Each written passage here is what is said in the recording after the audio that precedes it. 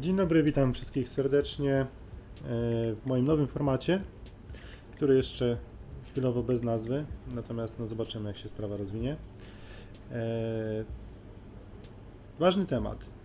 Ważny temat, ponieważ jakiś czas temu w sezonie przedwakacyjnym mieliśmy do czynienia z takim dużym wysypem ICO, gdzie pojawiło się bardzo wiele projektów, jedne ciekawe, inne mniej ciekawe, inne w ogóle nieciekawe.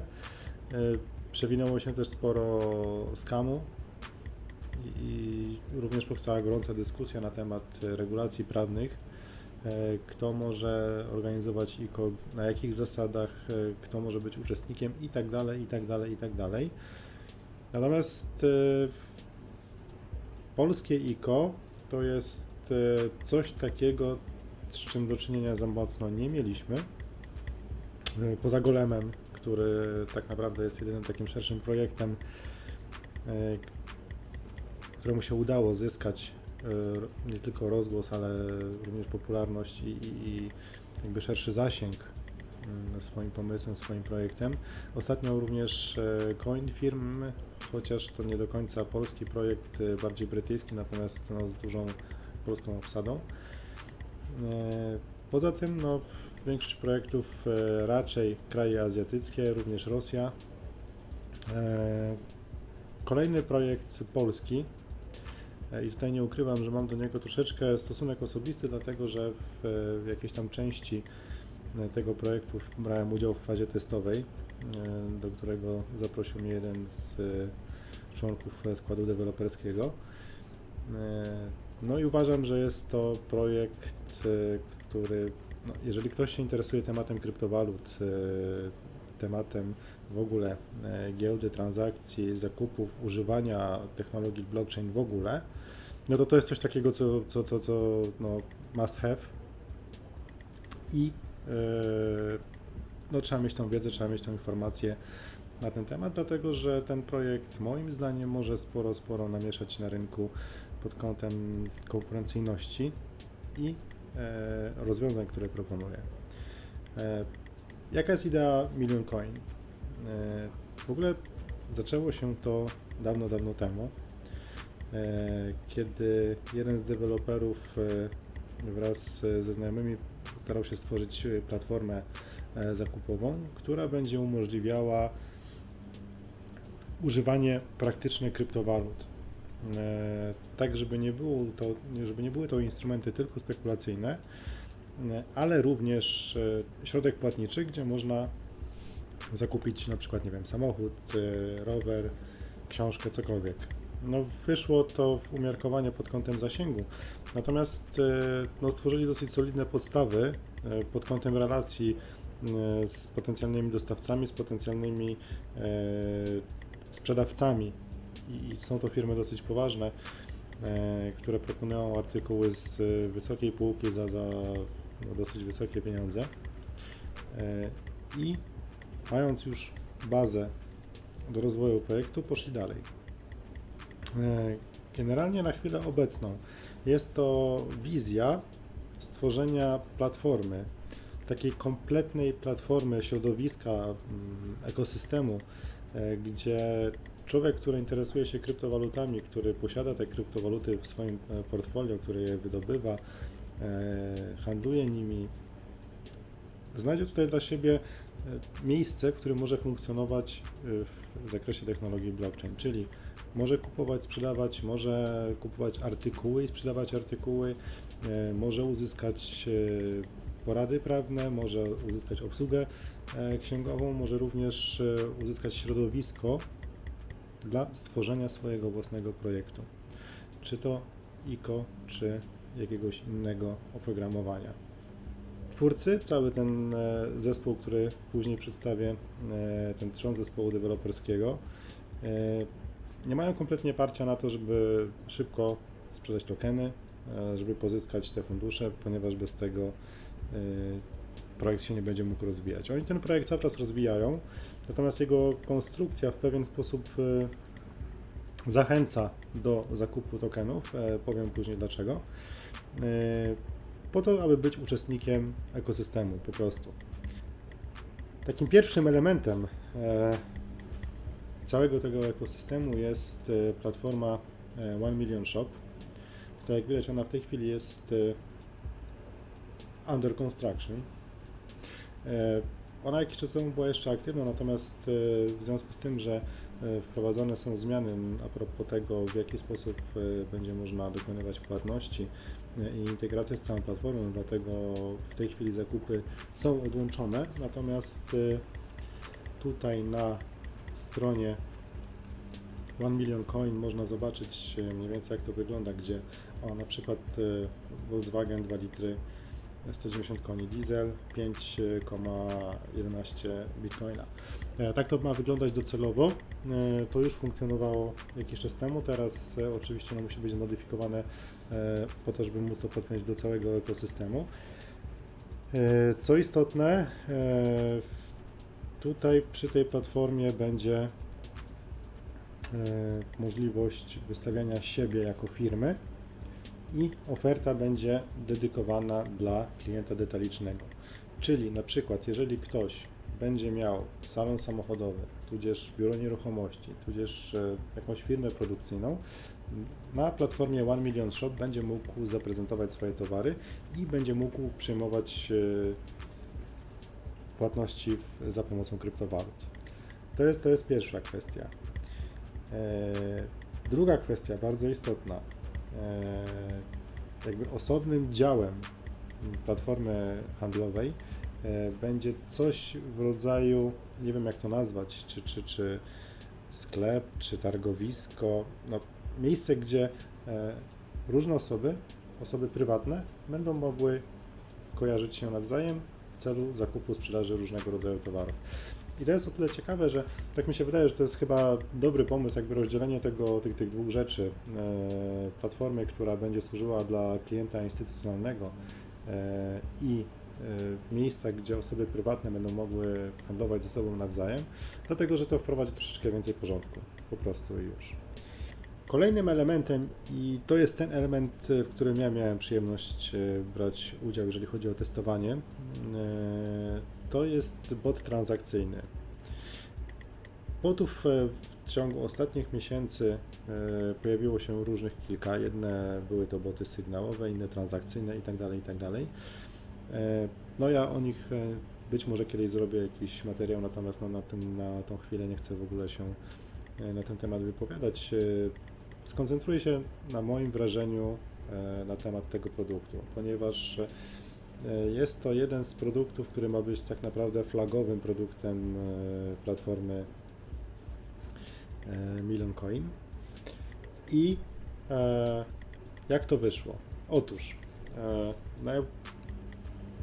najłatwiej będzie zaprezentować to w ten sposób, jak to mówią, obraz mówi 1000 słów. Szata graficzna, którą tutaj widać, to jest szata graficzna, która została udostępniona na testy, czyli to nie jest coś takiego, co będzie docelowo dla klienta. To jest oczywiście toporne i mało atrakcyjne, natomiast no, do testowania, do sprawdzania samego mechanizmu w zupełności wystarcza. Jakie są możliwości bota? Otóż bot ma możliwość handlowania w tej chwili na Polonexie, na tym było to wszystko testowane i można ustanowić sobie 6 planów, na których bot sobie handluje.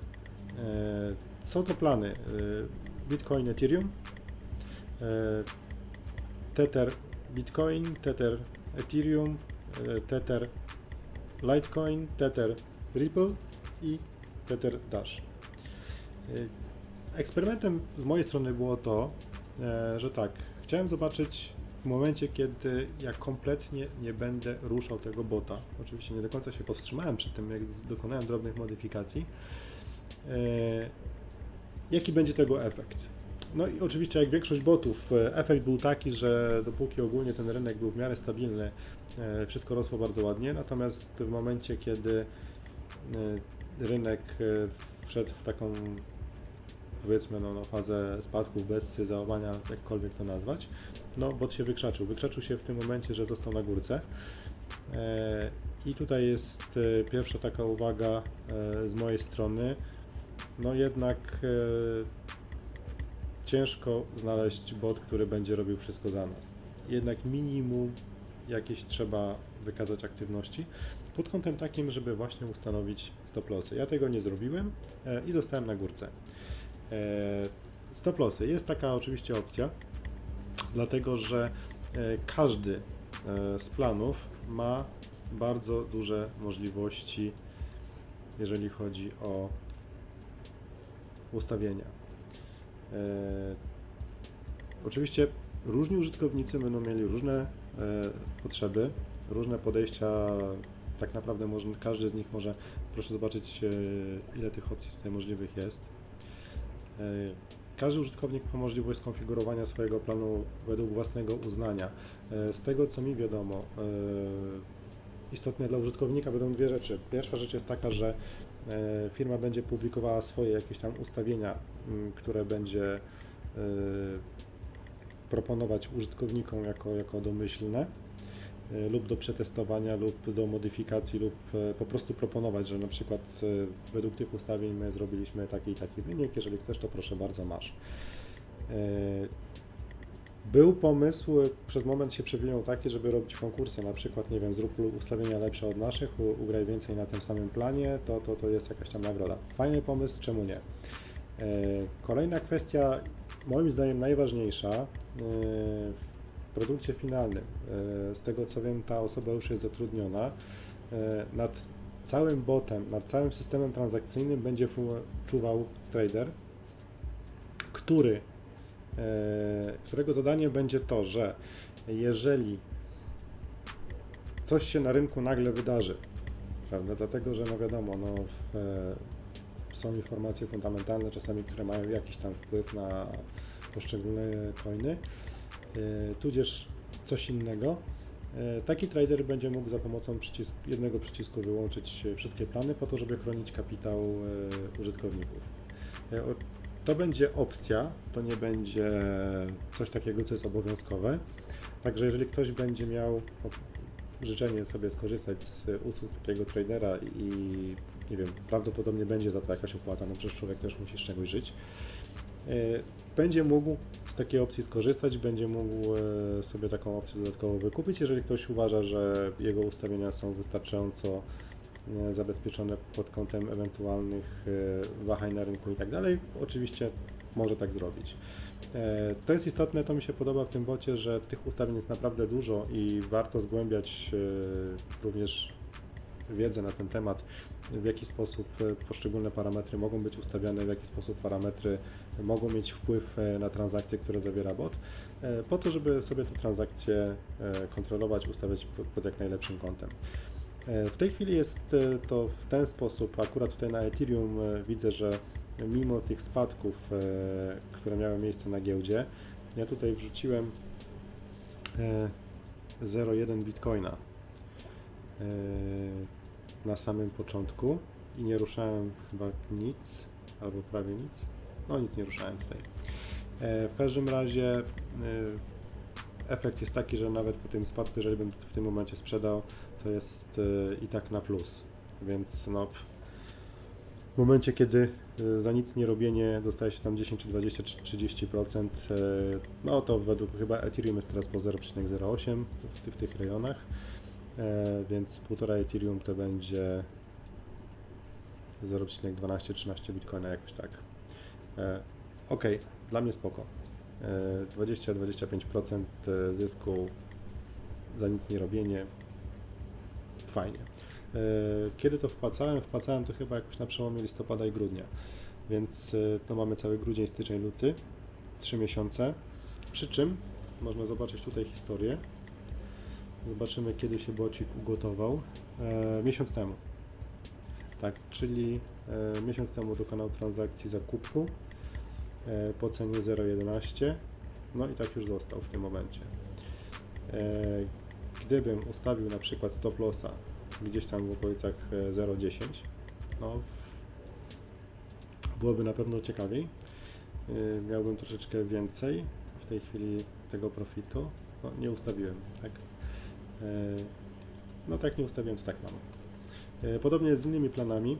Tutaj najbardziej spektakularny wzrost, z tego co pamiętam, był na Ripple'u, w granicach chyba 300% nawet. No w tej chwili jest to znacząco mniej. Nawet nie wiem jaka jest cena Ripple'a w tym momencie.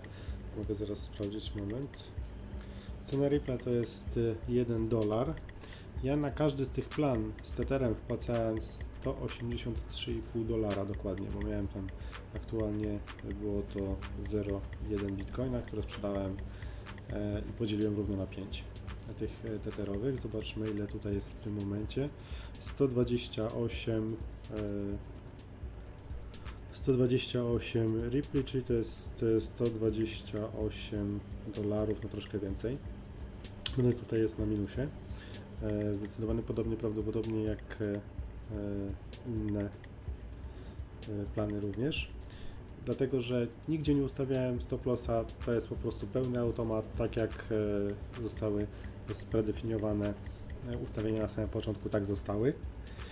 Niemniej jednak przez te 2 miesiące, 3 miesiące w zasadzie, kiedy ten bot działał na fali wzrostowej, te wzrosty były bardzo zadowalające, jeżeli chodzi o wykonywanie transakcji. Oczywiście, jasne, można powiedzieć, no ja mógłbym zrobić to więcej, lepiej i tak dalej. Co istotne, tutaj mówimy o tym, że bot jest w pełni automatyczny, czyli my kompletnie nie poświęcamy mu czasu. Ja na pewno będę z niego korzystał dalej, dlatego że no jest to jakaś jedna z alternatyw, których można używać.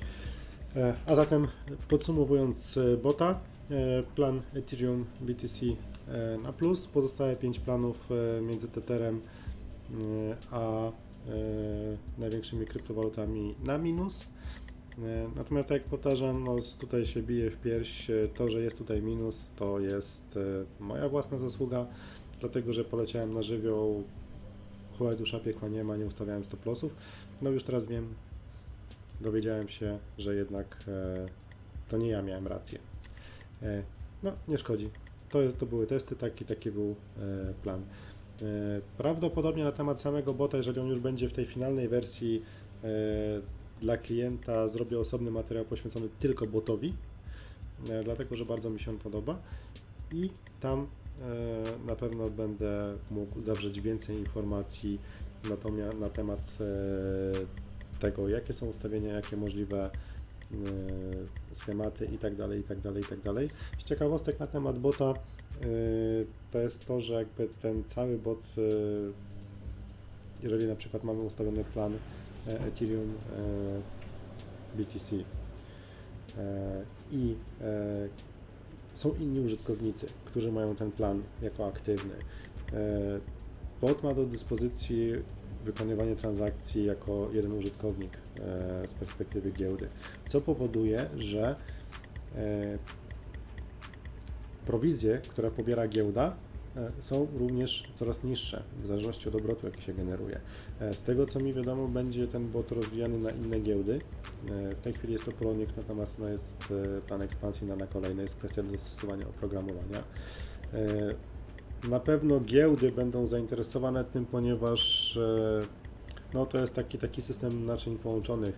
Jeżeli bot ma na przykład 1000 użytkowników, każdy z nich ma średnio jednego bitcoina w obrocie na wszystkich planach, no to w tym momencie no, jaki obrót generuje bot, no to można sobie policzyć dziennie na przykład. Więc jeżeli giełda ma obrotu dziennego w granicach 1000 bitcoinów na 24 godziny i może podwoić, potroić to tak naprawdę jednym dealem z botem, dlaczego nie? Oczywiście no tutaj kwestie płynności, głębokości rynku i tak dalej to jest osobna sprawa, osobna dyskusja, no ale generalnie no jest to pomysł taki, który może przyczynić się nie tylko do tego, że będzie to narzędzie do zarabiania jakiejś tam kasy, ale też no, przyczynić się do rozwoju giełd jako takich, co jest kwestią ciekawą. Kolejna istotna kwestia, z tego co wiem, w ogóle platforma jako taka, korzystanie z tej platformy będzie bezpłatne.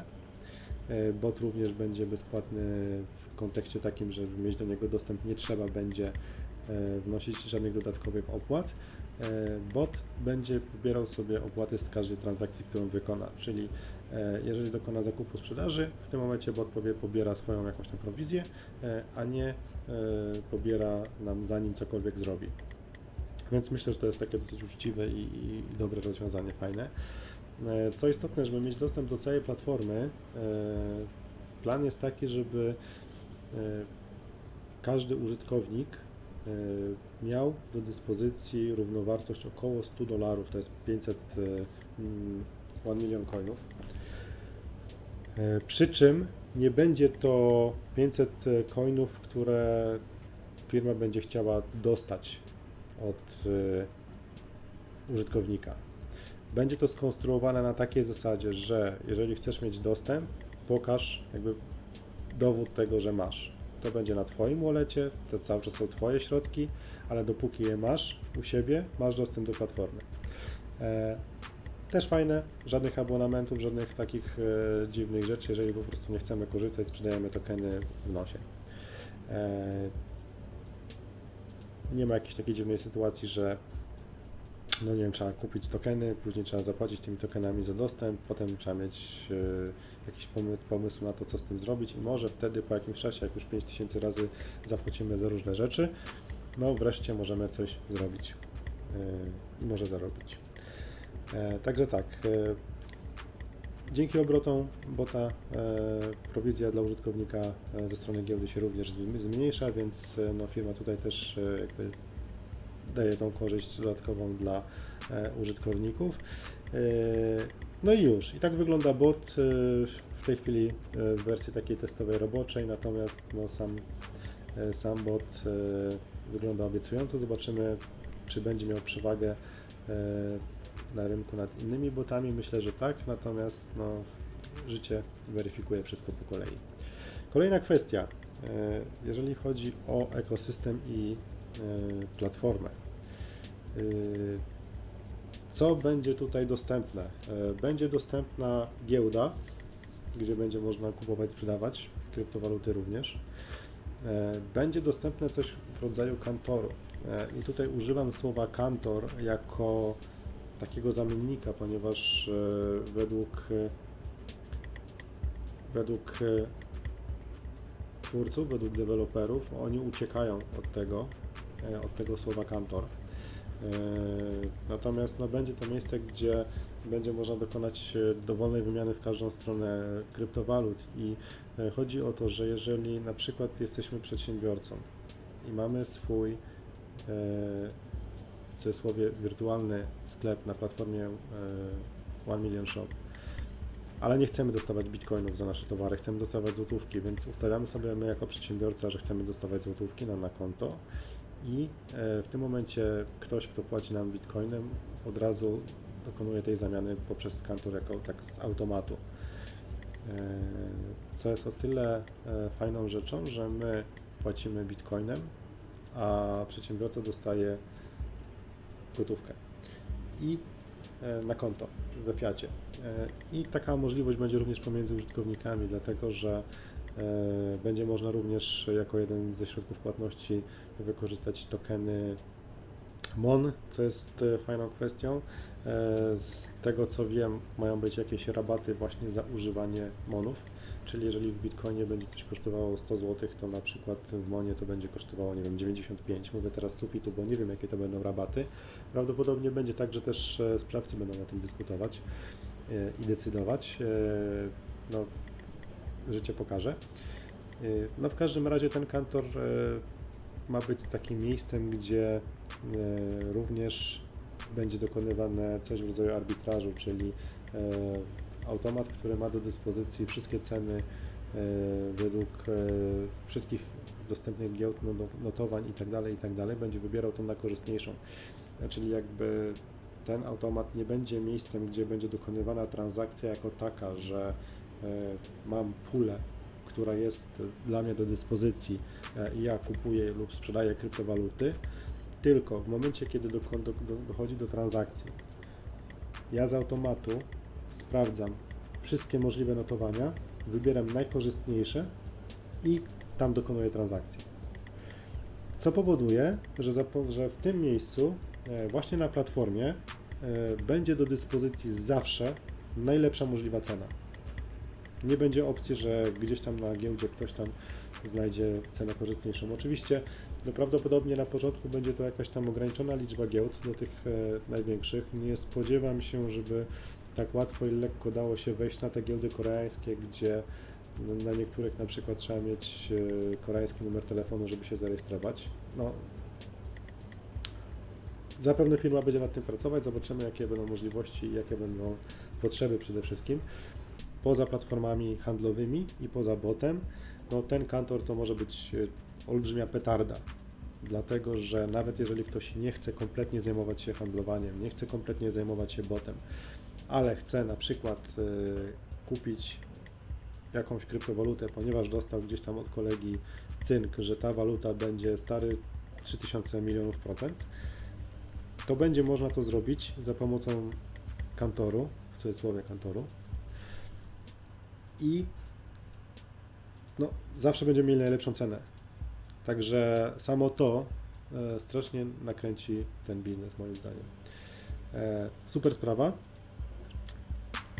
Kolejna kwestia, jeżeli chodzi o platformę, ekosystem i tak dalej, to jest doradztwo prawne i księgowe.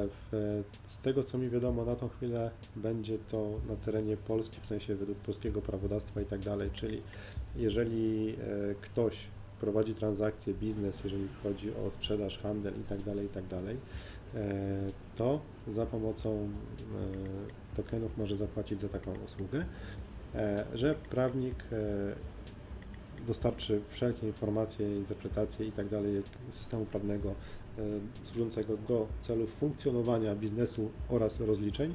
No, księgowość zrobi to rozliczenie za nas, także idziemy do Urzędu Skarbowego z papierkiem, gdzie wszystko jest rozliczone, wszystko jest w najlepszym porządku i no, nie musimy się tym martwić, nie musimy o tym myśleć i jakby poświęcać temu czasu.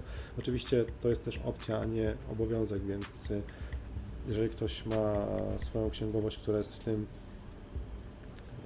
obcykana i dobrze sobie z tym radzi, to oczywiście fajnie, ale jeżeli ktoś chce swojej księgowej ułatwić życie i mieć z góry jakby całą platformę przeliczoną i dostać tylko narzędzie dla księgowej po to, żeby włączała to do całego naszego biznesu, też jest taka opcja, więc to na pewno jest super.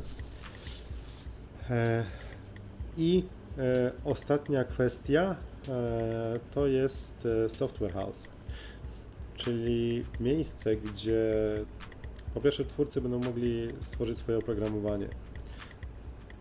Jeżeli ktoś będzie chciał stworzyć swoje ICO we współpracy z firmą, będzie miał taką możliwość, tworzenie botów tak naprawdę też, które będą dokonywały transakcji, też jest taka możliwość.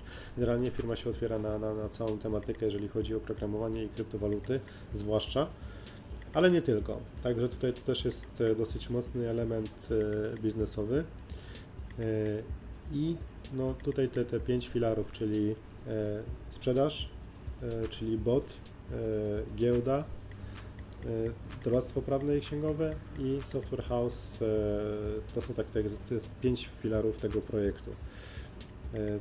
Dlaczego o tym mówię? Dlatego, że do tej pory nie spotkałem się z projektem, który byłby w tak zaawansowanej fazie realizacji i tak niezależny od tego, co wydarzy się z samym ICO.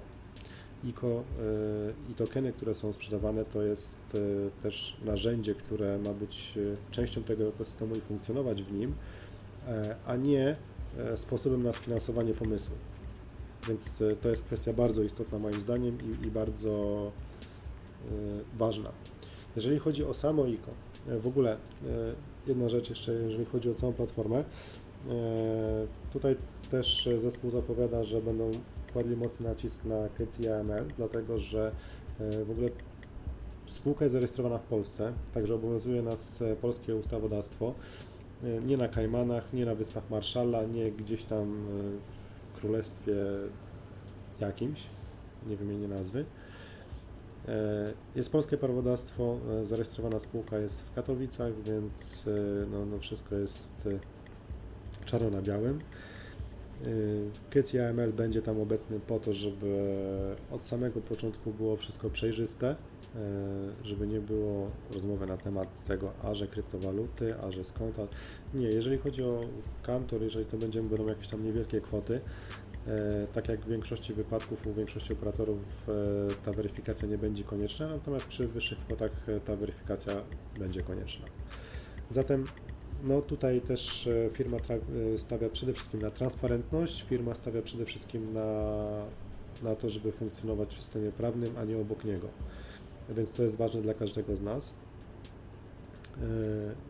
To jest to. I cała platforma, cały ekosystem będzie funkcjonował na jednym wallecie, czyli jeżeli mamy jakieś środki Bitcoiny czy jakieś inne na wallecie, możemy z nich skorzystać zarówno na platformie sprzedażowej, jak i na bocie, jak i na księgowości, jak i na kantorze itd., itd.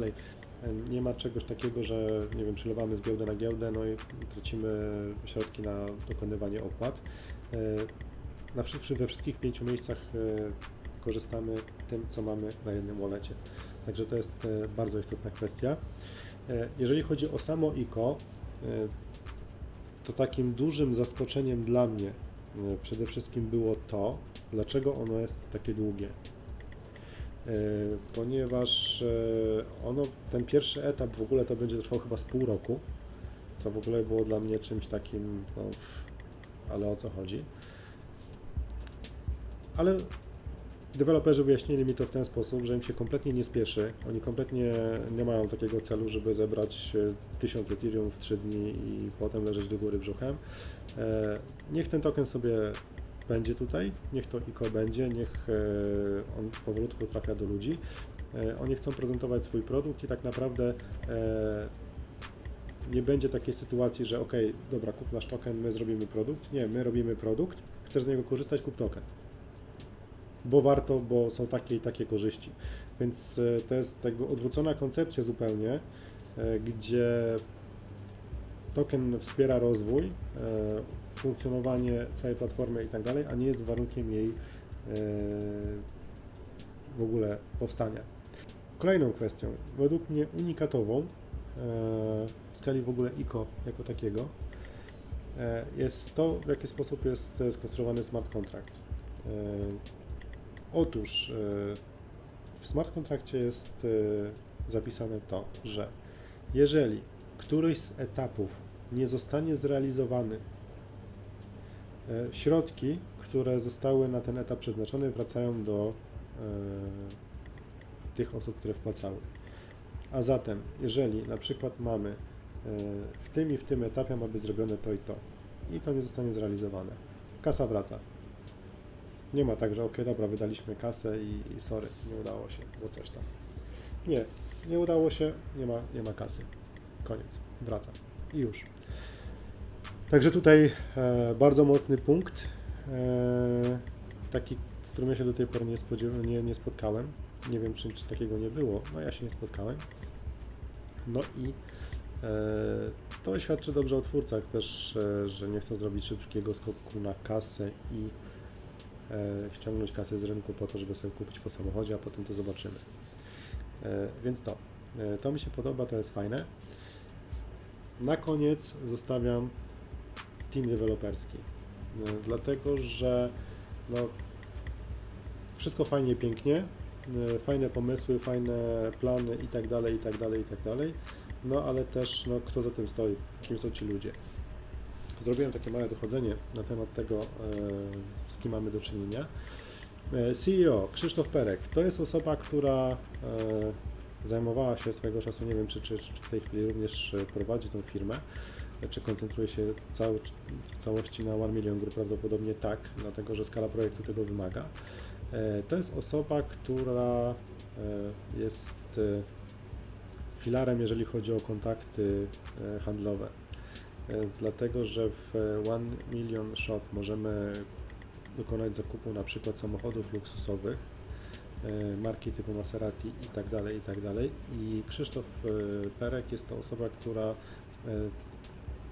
te kontakty handlowe nawiązała. aby było to możliwe. Z tego, co dotarłem do informacji, kim ten pan jest. Tak, podmiot aktywny Krzysztof Perek TP Auto. Jak funkcjonuje? Firma sprzedaje samochody zwykłe, niezwykłe na platformie 1 Million Shop. Tak jak widać, samochody troszeczkę lepszej klasy, droższe i tak dalej też są do nabycia i właśnie Krzysztof Perek za to odpowiada. Tak, także widać, jakieś doświadczenie biznesowe jest, nie jest to osoba, która przyszła znikąd kompletnie.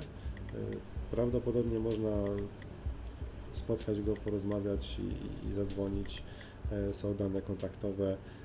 No nie jest to osoba, która jest nieosiągalna, więc jeżeli ktoś ma ochotę, może zadzwonić, zadać mu dowolne pytanie o projekt, o cokolwiek. Myślę, że to jest taka dostępność też jest dosyć istotną kwestią. Kolejna osoba, Marcin Walkowski, który zajmuje się kryptowalutami jako takimi w ogóle. I ja Marcina znam już dosyć długo. On był osobą, która mnie zaprosił do testu bota i oprogramowania transakcyjnego. I to jest taka osoba, która też odpowiada za tą część kreatywną.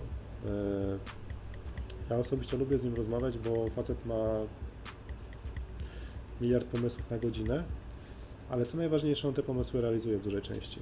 Dlatego, że wiele osób jest takich, które mają dużo pomysłów, natomiast te pomysły szybciej się kończą niż się pojawiają, albo w podobnym tempie. Natomiast no, tutaj jest tak, że te pomysły są realizowane, wdrażane i za każdym razem, jak dostaję informację od niego, to wiem, że to będzie jakaś tam petarda. Trzecia osoba, którą chcę przedstawić, to Michał Błaszczak.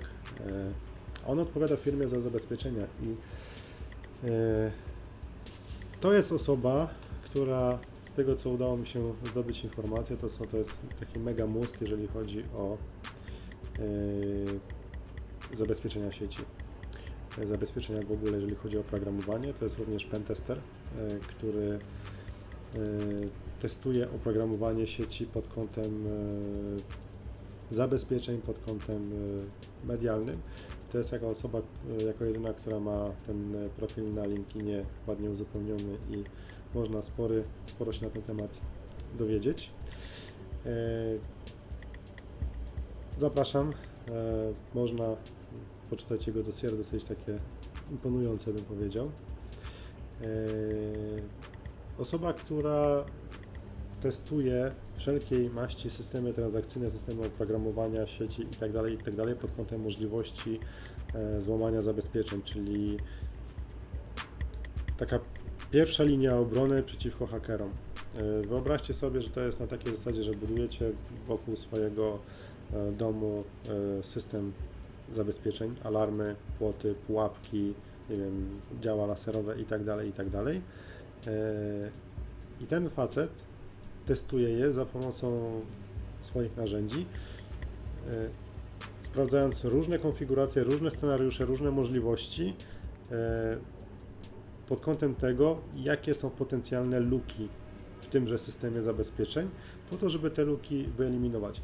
To jest na takiej zasadzie, jak wielokrotnie być może ktoś z Was miał okazję się spotkać, że duże firmy typu Microsoft i tak dalej ogłaszają konkurs, że mamy jakiś tam produkt i dla testerów oprogramowania i zabezpieczeń zapraszamy. Proszę bardzo, złamcie nasze zabezpieczenie i kto znajdzie jakiś tam błąd, dostaje nagrodę, na przykład, nie wiem, $1000 czy 10 000 czy coś tam. To są pentesterzy właśnie. To są pentesterzy, którzy mają za zadanie znaleźć luki w zabezpieczeniach, zanim znajdą to hakerzy. I już. No, bogate doświadczenie, koncentruje się i specjalizuje się tylko na tym. Z tego, co udało mi się dowiedzieć, no, facet jest dobry. I to cholernie dobry. No i to też to, że on bierze udział w tym projekcie i angażuje się w ten projekt jako jedna z osób flagowych, też dobrze o tym projekcie świadczy. Cała ekipa, która jest tutaj przedstawiona na stronie, to są osoby, które odpowiadają zarówno za tą szatę graficzną, za to, jak to wszystko wygląda, jak to wszystko funkcjonuje, żeby to wyglądało ładniej, lepiej, szybciej. Również za kwestie handlowe, bo produkt jest produktem martwym, jeżeli on nie może zostać sprzedany, jeżeli on nie jest użytkowany przez ludzi. No powiem w ten sposób, jak dla mnie cała kwestia wygląda naprawdę mocno, naprawdę solidnie. Ja troszeczkę jestem tak podekscytowany tym, nawet nie troszeczkę, nawet bardzo mocno podekscytowany, dlatego że o ile, no przyznam uczciwie, na początku podchodziłem sceptycznie do tego, ponieważ dużo widziałem projektów, dużo pomysłów, dużo takich zapowiedzi, co to my zrobimy i tak dalej, i tak dalej. Natomiast jest to pierwszy projekt, który wygląda tak kompletnie, który wygląda naprawdę pod każdym kątem przemyślanie, który jest prowadzony w sposób rozsądny, nie na hura, tak, że zrobimy wszystko od razu, a potem zobaczymy, co się z tego wywiąże. No, głęboko w to wierzę, że uda się, tak, że ten projekt, jeżeli się spotkamy za rok o tej porze, to będzie już naprawdę duży, rozpoznawalny projekt, który funkcjonuje na rynku i ma ugruntowaną markę. Tego życzę twórcom. No, cieszę się, że miałem okazję brać udział w tej fazie testowej, ponieważ no, było to ciekawe doświadczenie, no i fajnie jest być jakby częścią malutką, bo malutką, ale zawsze czegoś takiego. No i już. Ja na pewno te tokeny muszę mieć, bo chcę. Raz, że z powodów takich, że wspieram projekt od początku, więc chcę być jego częścią nadal.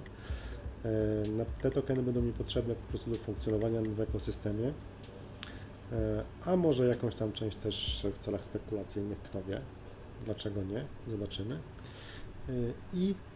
No i już, polecam zapoznać się z white paper, różne wersje językowe też będą do dyspozycji.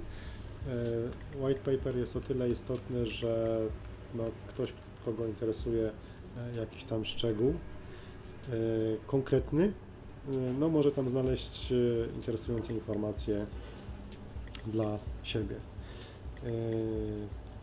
Czy Wam się ten projekt spodoba, czy zdecydujecie się na zakup tokenów? Każdy ocenia według siebie. Ja zdecydowałem, że tak. Każdy z Was decyduje za siebie. Na koniec roadmap.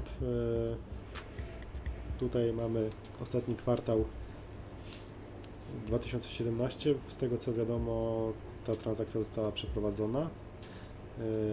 Zobaczcie tutaj jakby dwa równolegle idące podmioty, 1 Million Shop i AT Systems, czyli ta cała kwestia tradingowa, kantorowa i tak dalej, to wszystko idzie równolegle.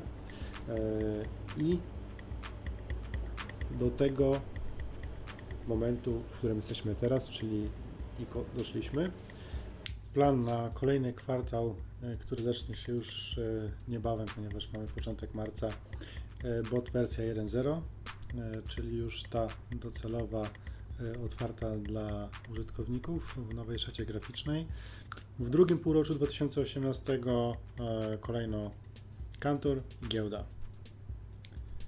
Tak to będzie wyglądało w 2018 roku. Całkiem myślę fajnie, sprawnie zorganizowane i cały rok 2019 to lepsza integracja całej platformy i całego ekosystemu. Mam nadzieję, że film będzie dla Was pomocny. Jest to garść informacji, myślę, przydatnych, która pomoże Wam podjąć najlepszą dla Was decyzję i do zobaczenia przy okazji następnego projektu. Pozdrawiam serdecznie, miłego wieczoru i dobranoc.